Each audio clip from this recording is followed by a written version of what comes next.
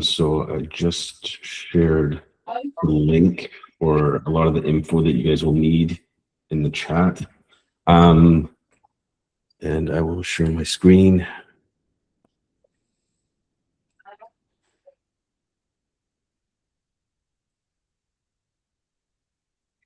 You guys can go out, you can have another half hour. You can put it your here. Can we make sure everyone's muted, please? In there? Yeah. Thumbs up if you can see it, or if you can't see it. Okay, perfect. Thank you. Let me increase the size here. Perfect. Very happy. All right. Most of you guys probably know the dates. Everything kicks off on the 23rd, which is Tuesday. We only have a few games on the Tuesday. Those are both in Burnaby, U20 female and U20 tier 1. I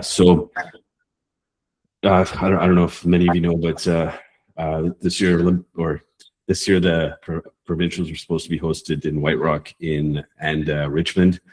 Just because of FIFA, we got kind of thrown a curveball kind of early into the season, and we lost our Richmond floor. So that is the reason you're probably wondering why games are all over the Lower Mainland. That's the biggest reason. We had to kind of think of backup plans. So we are going to be hosting games in the Tri-Cities, mostly out of Poco, but there are a few games at Poirier and Port Moody, and then we got 2 rinks in Burnaby, Rosemary Brown, and Kensington. These links on this document, they're all live, so you can click on them and get the Google map of where they are if you're not sure. But they should also be in your Sportal as well. The other rink is in Newton, and the last one is the White Rock rink, Centennial Arena. So the dates for the tournament are starting on the 23rd. Round robin will run till early on the 27th, and then the semifinals will all be played the afternoon of the 27th, and all medal games will be on the Sunday, June 28th. So this number is a little bit off. We have 132 teams and about 2,600 players in the tournament this year. So it's, just like every other year, we just keep increasing, and it's bigger and bigger. So a lot of obstacles when it is this big, but we've got here so far. So hopefully the next week. I believe a lot of your presidents and associations should have shared out the link for volunteers. We still need volunteers to help out. So at some point I'll share that link in the chat. But we just need volunteers to help in a couple of different areas. So one is just being a person at one of these rinks to sort of help guide people and give basic information. Nothing. A lot of the info is going to be through sport in terms of games and all that kind of stuff. And this document will help a lot of coaches and managers as well. But it's more of just general questions. So we're looking for people to do that at the arenas. And another one is we need bodies to help organize the team swag. So that one's a little bit more urgent. We need bodies mostly on Tuesday, if possible. And again, your associations will hopefully share out some information on that. A lot of this stuff is obviously, stuff you've probably heard in your internal playoffs, but just sportsmanship and, appropriate conduct. You guys are all representing associations, so sort of make sure that conduct is followed, coach all the way down to players and parents. This is my information if you guys need to contact me. Our RIC is Joe Seminero, and he'll be having a referee meeting with refs tomorrow. I will post the link in here at some point shortly. Team meeting is happening right now. Sponsors, I think we got a couple smaller sponsors, nothing too huge. Accommodation, we this year we only have one team coming from the island, unfortunately, just due to FIFA and hotel costs or whatnot. So that put a little damper for the island. This is the link, also the link that I shared in the chat. So this is where besides the app, you can go to find out stats, standings, all that kind of stuff. So you all have access to that, as do your families. This is not needed anymore because you should all, those that don't have game times should have them shortly. I'll be spending most of the night updating the teams that just confirmed today into Sportal. We do have a couple changes in a few divisions just because of teams that dropped out just over the last day or two. So arena locations, like I mentioned earlier, these are instructions for Poco, and I will upload the instructions for Poirier. And at some point, hopefully, Burnaby rinks, Rock and Surrey rinks, I'll have those two on this document. I would suggest that you get, at least for the first few games, that you get there a little bit early just to get accustomed to the scoreboards or whatnot, or get questions answered. I will dive into it a little bit later, but teams are going to be responsible for scoreboard, Sportal, and music in these arenas. So just make sure managers, coaches are all aware of that you'll need volunteers from your families. Tournament format. So each team is guaranteed the minimum of 3 games in the round robins. That could be more depending on the size of the pool that you're in. So we have pools of 4 in the 18 divisions, and then pools of 5 in the 10-team divisions. We also have a couple pools of 6 teams, just one straight division. That's mostly in the female and the U20 groups. Round robin games. 2 points for a win, nothing for a loss, 1 point for a tie. There's no overtime in the round robin games.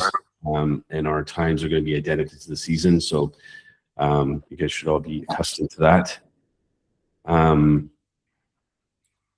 One big thing, we, as you can imagine, we got over 130 teams, so our timing for everything is super tight.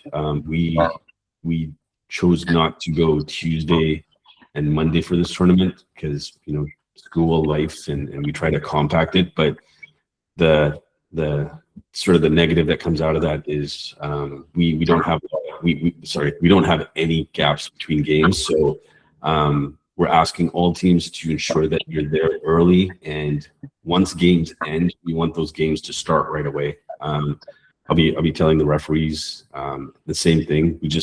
We need to ensure that any second we get extra that we're using. So get there early, make sure your team's ready to go as soon as that floor looks like it's going to be cleared. Obviously you guys have the clock that you can see to kind of judge how much time you have before your game would start. Yeah, just make sure you guys are there, ready to go. Game can't start with less than 6 players on the bench. So if you don't have that, that would be considered a forfeit, which is an automatic 7-0 loss. All forfeits will be 7-0 loss. Put into Sportal. Late arriving player has to be put on the sheet before the game starts, and they cannot join the team if they arrive once the third period has started. Once that ball drops, they're not eligible to get on the bench at that point. Mercy rule is 7 goals or more, and the clock will go to running time. And if the score does change, so if it does become a less than a 7-goal difference, it would resume to stop time with the clock. So these are all the tiebreaker rules. We've used it a few times in Sportal, just at the local association. Sportal doesn't seem to get it 100%, but these rules are all in Sportal. So if there is any discrepancy in there, feel free to reach out to me, whether it's through your manager or your association president or whatnot, and I'll take a closer look. But hopefully Sportal will read it right, and at the end of the day, this will be used no matter what. So if it isn't correct in Sportal, we still going to ensure that these rules are followed for any discrepancies or ties. And we just wrote down the list if there's multiple teams and situations until we find the winner in a situation or the first or second place. So in the round robins, all the if you got two pools, top two teams, you got one pool, the top four teams move on. Semifinals, there are going to be 2 overtime periods, and it's a sudden death, so first goal wins type situation. If it ends up going to shootout, it'll be a best of 5 format. And if you're still tied beyond that point, every player on your roster has to shoot before you can use another player again. Player that is serving a penalty at the end of overtime is not eligible to shoot in the shootout. So just keep note of that. Player is injured or tossed from a game, the team will forfeit that shot and it will be recorded as a miss. Gold medal games are very similar, but that will go through third overtime if needed. Shootout, everything else is all the same there. We talked about the format. So again, 10 teams is 2 pools of 5, 8 teams is 2 pools of 4. So your crossover would be 1A versus 2B and 2A versus 1B for the semifinals, with winners moving on to gold and the losing teams playing for bronze. In 7 or less, it's going to be 1 versus 4, 2 versus 3 in the semis. Again, winners moving on. If there's any rules that aren't clear here, everything is defaulted to the CBHA rulebook. So there's a link of it right here. It's accessible. So if there's anything you're not sure about, all those will be here. And again, you know, it's in terms of the gameplay, it's the same rules we've been using all season. One thing I want to touch on there is this year there was a change at CBHA in terms of icing and everything. Obviously, with refs being young and, you know, some are first-time refs, there's been a little bit of discrepancy in terms of how these new rules have been interpreted. But the big one is any division that is lower than U14, so U12 and less, on an icing, they're allowed to change players, but U14 and up are not allowed to change. So if your association has not been following that, that will be followed at Provincials. So just keep note of that. That players cannot change U14 and up. Suspension guide is in here as well. So roster rules, like all rosters were locked May 1st, and if there's any situation that comes up where that wasn't the case, team could potentially be forfeiting any game that a player that isn't eligible to play in does play in. A team is allowed to pick up a second goalie, but the goalie cannot play as a runner. It has to be only a goalie, and it has to be same division or lower. So there are some teams that are losing players to Worlds, which start in about a week or two, a week and a half or so. So those teams mostly were pretty much all tier 1 teams at U16, U18, and U20 may have a player that they lost, and they are allowed to pick up a player from the same tier. So if you lost a player at U16 tier 1 to Worlds, you're allowed to pick up a player from your other U16 tier 1 team to replace that player. No other pickups otherwise. Victoria, like I mentioned, is not attending this year. Females can be rostered on a co-ed team and a female team, but they have to have played 5 games for both of those teams to be eligible. Again, in terms of this 5-game minimum, it has to be a Sportal, a game that was in Sportal. I won't be looking at any other game sheets. So if it's not in Sportal, it just it won't count. And some of the obvious is if you play a game with a non-rostered player, that game will be considered a forfeit. Your team could potentially be tossed out as well. Or if there's a kid wearing one of your players' jerseys that isn't there or has left for summer vacation and you guys get called out, there's a chance your team gets kicked out of the tournament. It has happened, so I would suggest not taking that risk. I mentioned this, the 5 games.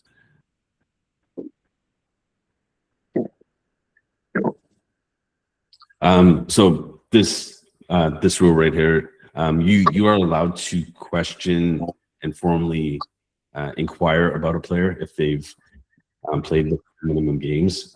If that is incorrect and it wasn't the case, your team will start with a 2-minute penalty to start your next game, and it needs to be submitted to me 24 hours before game time. If it's less than that, I won't have the time to look into it. Everyone, we're 2 seasons into Sportal now, so hopefully you guys are all very used to Sportal, so I don't believe there should be any issues there. Uniforms, home teams are going to wear darks, light teams are going to wear away teams are going to wear light jerseys. So make sure, I think there may be 1 or 2 associations that don't have lights and darks, so just hopefully you arrange pennies with your association.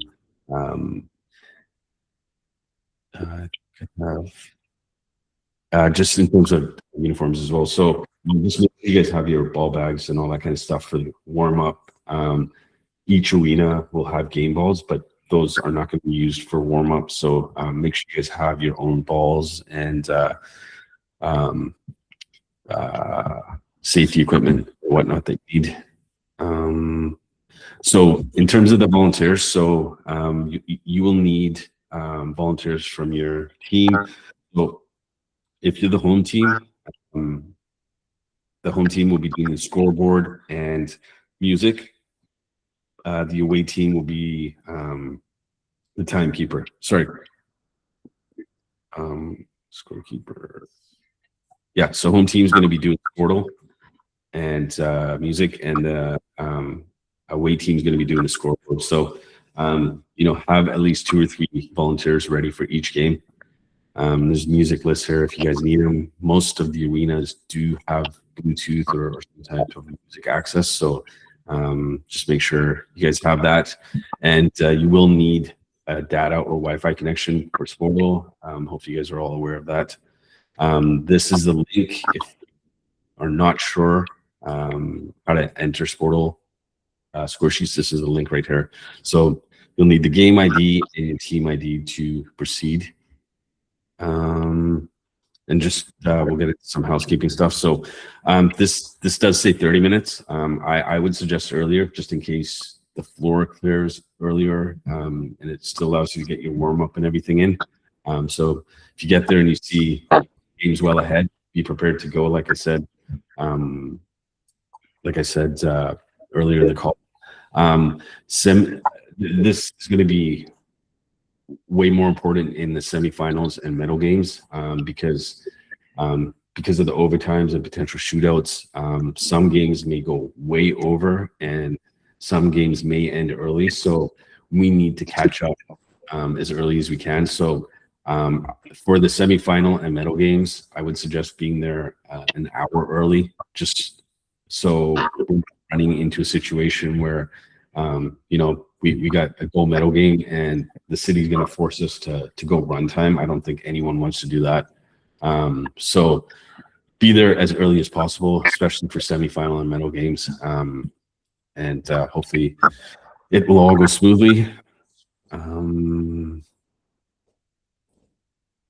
Make sure your Sportal rosters are all set at least 30 minutes before game time.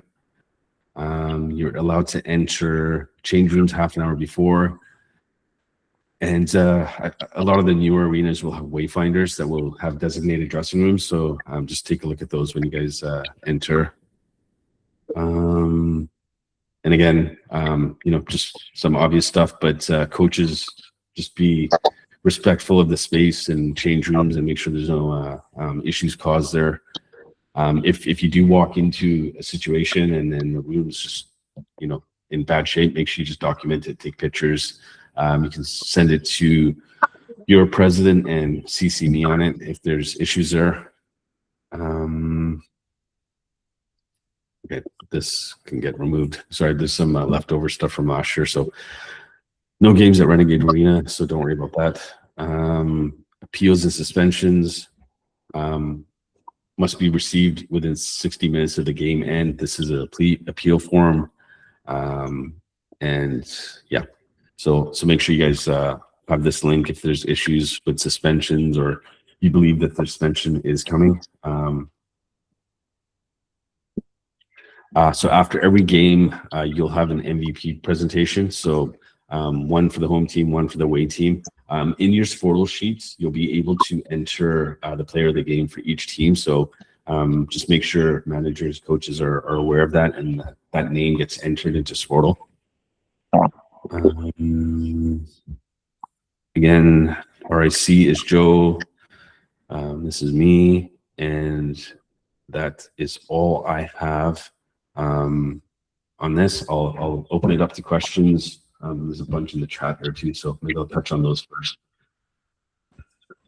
Do we allocate any time for warm-ups? Yeah, so warm-up on the once you're on the rink is 3 minutes.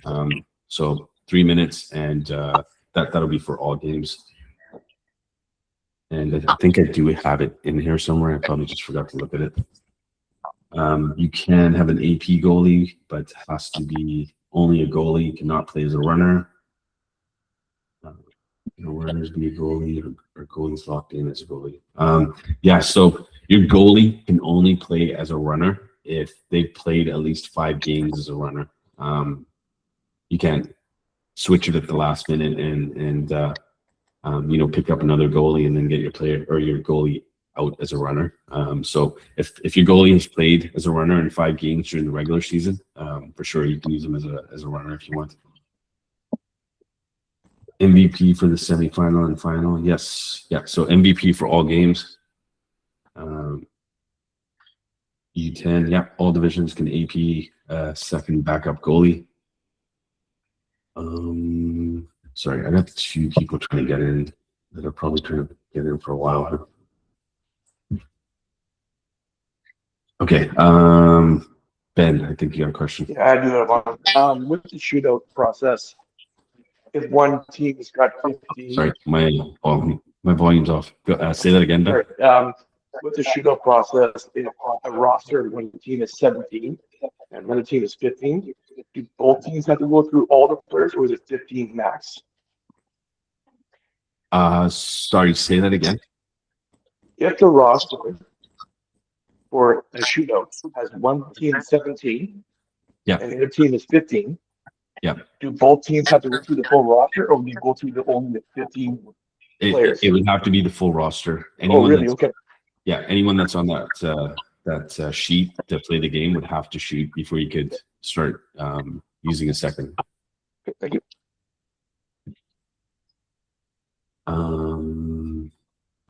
Okay. Sorry, let me pull the chat again. Just want to clarify, if one of our runners who played 5 games, can they play as a goalie if needed? Yeah, I mean, putting a runner in net isn't an issue, but if you're playing a goalie out, they have had to have played 5 games as a runner in the season. For this swag, that is going to be at POCO because we have the 2 arenas, so that the merchandise provider wanted the busiest, the arena with the most games, so that'll be at POCO. Can a child help run a bench? They can be on the bench, but they would have to be wearing a helmet. Yeah, yeah. Anyone that's a youth would have to be wearing a helmet to be on that bench. What happens if we don't fill the volunteer sheet? Cece, can you clarify that?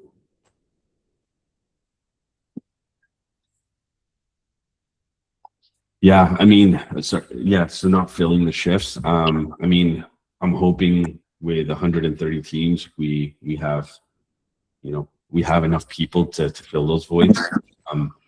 If we don't, we don't. I mean, yeah, if you see no one at the rink to help, that's why. There's a limited amount of people on boards that they all got a lot of stuff going on, so that's why we're asking people to step up. If it doesn't happen, there's not too much we can do about it. Is there anything that needs to be picked up before our first game? Yeah, sorry, I guess I did not touch on that. So this was part of the volunteer thing. We have T-shirts for every team, every player. Those are hopefully going to be organized by Tuesday night. So the presidents are helping and trying to arrange their stuff to get picked up. If that doesn't happen, we're hoping to have all that swag for your first game. So wherever that game is, if your association hasn't arranged for it otherwise, it'll be at your first game. I can help organize swag. Perfect. Thanks, Caitlin. I will send. I think you would probably correct. Ricky should have information. I'll ask all the associations to share out the volunteer. So I know if it does come to Tuesday where everything's getting organized, it'll be at the Poco Arena, the meeting room there. So again, after 10 o'clock, there'll hopefully be at least a few bodies there helping organize and arrange all that kind of stuff. But I will get the associations to share that volunteer thing out one more time.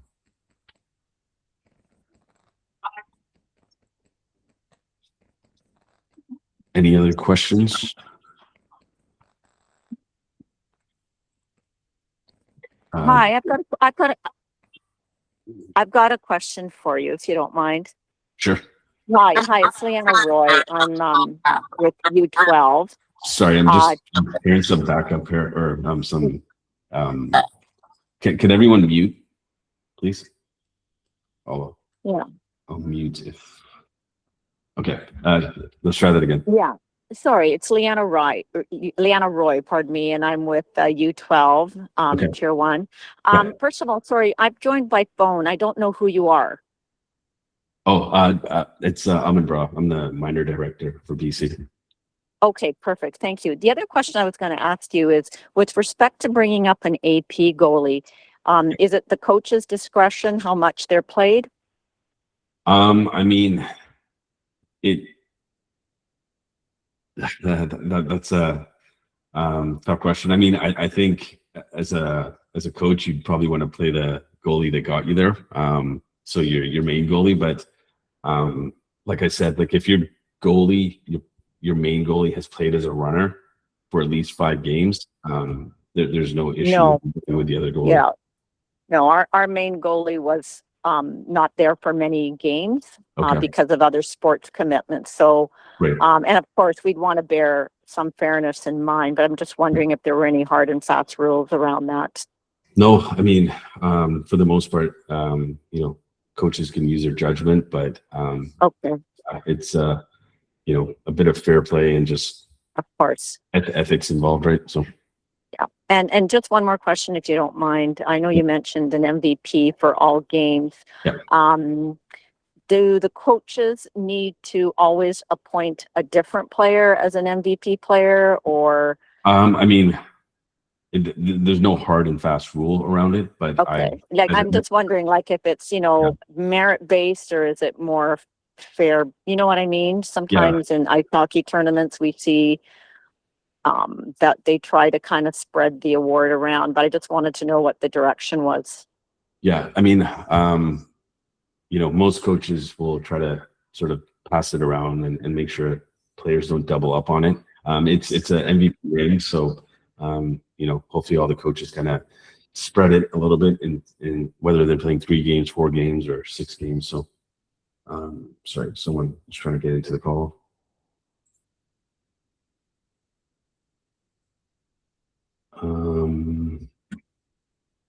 Okay. What's the minimum number of players you need to play in provincial? So, I mean, you can field a bench as long as you have 6 players. So, yeah, I would say 6 players. I don't think that would go too well, but 6 players and you're good to go. Jason, go ahead.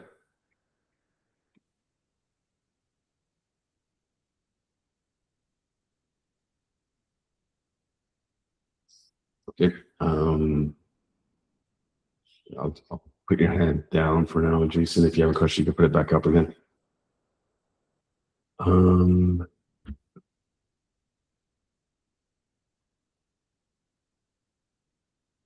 Yeah, Matt, in terms of the floor, ideally I would love to accommodate every schedule out there, but it is super difficult. You have different school districts with some have elementary school and high school, some have elementary, middle school, and high school. So different ages are getting affected, different ways. And I know it's not going to be perfect for everyone, but this was the best we could do just to make it work.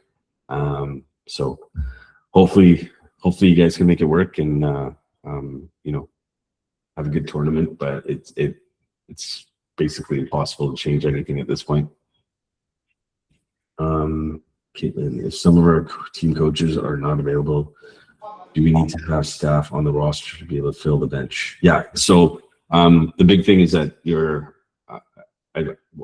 most associations should have some sort of level of clearance for you to be a team staff. So, that would be CRC, Respect in Sport, Safe Sport. So as long as that's been cleared and the association's rostered the parent or whoever's helping, that's fine. But whoever is on the bench needs to be on the Sportal roster. There can't be any exceptions there. So hopefully over the next day or two, you guys can figure that out with your association to ensure that you have a few bodies on the bench, but they have to be on Sportal to be on that bench. No problem. Any other questions?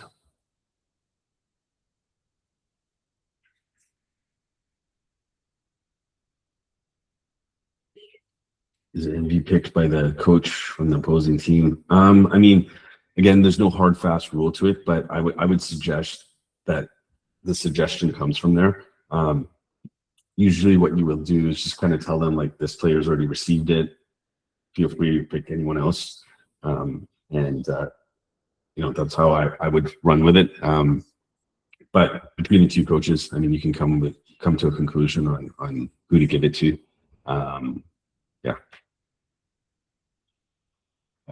Amy and then Jason. Hey, sorry, I've kind of lost my voice, so hopefully you can hear me. But for this meeting, are you going to be able to share these notes out like immediately after the meeting? Because I was driving through the entire the entire conversation, and I just want to make sure that I'm passing on all the correct information. Yeah, I got it recorded, so I'll at some point when I get a moment, I'll post it on YouTube, and then I'll share it to the group, Amy, and then you guys can spread it down to all your players, all your coaches and managers. Okay, awesome. Thank you. No worries. Jason, go ahead. So sorry, the microphone didn't work last time. But the question is, the 3 games, is that we're just playing 3 games and it's set, that schedule? It's not going to change or anything? Or I know there might be some changes, but it's pretty much set that you guys have on Sportal right now? Like I said, there will be a couple adjustments in certain divisions, but for the most part, it's set. Just a note with that. So a lot of you are going to start seeing your Sportal sort of get some notifications over the next probably 12 to 24 hours. If there's any situation where we miss something and you have two games within a couple hours of each other, feel free to let me know. I will try to do my best to adjust that. But I think we've got at least 3 or 4 hours before most games. There may be a couple 2 hours, but there should not be anything less than that. So if there is, just let me know. And again, those for the teams that just made it over the last couple of days, your Sportal will get updated here shortly. So just make sure you guys are, I'm pretty sure most of you are using the Sportal app, but if you're not, just get on that and double check it right away. We made it today. Oh, sorry. One more is like the goalie. Yeah, because my son's a goalie. He just got injured his ankle too. We're not sure if he can play, but hopefully he can. Yeah. But we got the AP just in case. Yeah. But it's okay, right? If he can play, then we just keep our goalie, and if he can't, then we just use the AP goalie. Is that correct? Yeah, exactly. Yeah. All right. Thanks. No problem. Saying, is there documentation for instructions? Yeah, so the document that I shared here, the one that's on the screen, I have some links to the POCO scoreboard. I will add the Coquitlam ones and Port Moody. I'm just waiting to get Burnaby, Surrey, and I believe I got White Rock. So once I get those documents, I will just add them as links in this document on how to use the equipment there. And you can just copy and paste this link. It's a live document, so your family members can view it and click on it as well. Will the game be live streamed? Not at this point. We may look at live streaming some of the gold medal games, but yeah, budget constraints did not allow us to stream the whole tournament.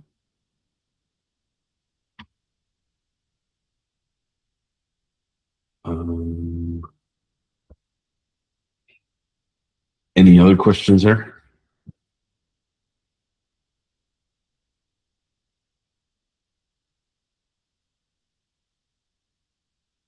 Okay, well, if there's no more questions, you guys can have your night back, and I will wrap up here.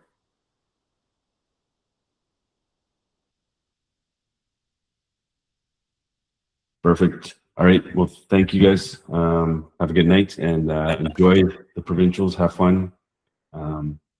Yeah, make sure you're all having fun. I don't want any emails, so have a good night, guys.